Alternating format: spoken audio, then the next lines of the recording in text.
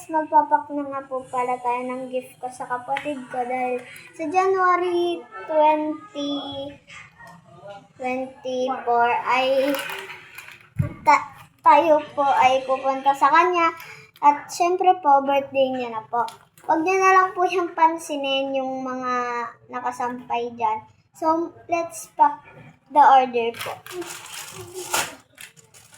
Tapos, ang kasama ko nga po pala dito ay si Ate Ses.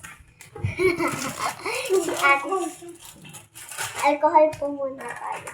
Pagpasasahin nyo na po ito. Para maglalagyan. Bango. Pinagsama ko yan.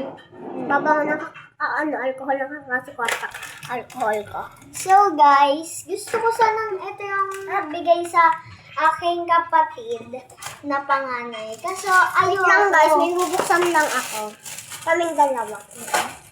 So, ayoko kasi naiingit sa si Ate Ella. So, gusto kong meron din siya. So, eto, squishing, di ko pa ito nagagamit. Di ko pa yung nabawasan. Oreo. Welcome girl. Bagong bago. Oo nga, bago yan. Tapos, ito mga stickers. Kumuha na ako dito. Bumili na kayo sa Shopee. Tapos, ito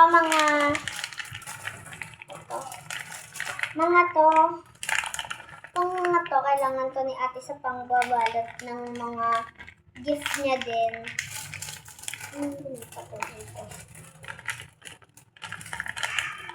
Tapos, isang chocolate. Pakinggan niyo guys. ASMR.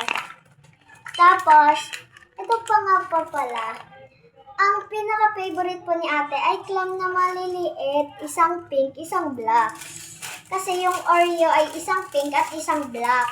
Guys, kaya sinasabi nila Mariano na ayaw niya magtampo yung atin niya kasi meron yung atin niya, meron din siya. Oo guys, tapos black at pink. Black pink. So, bigyan natin si Ate Ella ng black. Ayaw ko kasi nagtatampo sa akin si Dalawa Ate. squishy niya. Hindi. Kakanin. Tatlo yung squishies ko.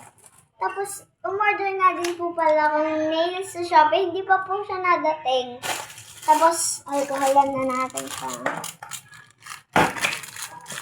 Oh my God. So, tapos na yung pack natin. At wait lang. Wag. Baka masira. Mag-alcohol ulit ako. Masira pa siya. So, isi-share ko lang sa inyo to.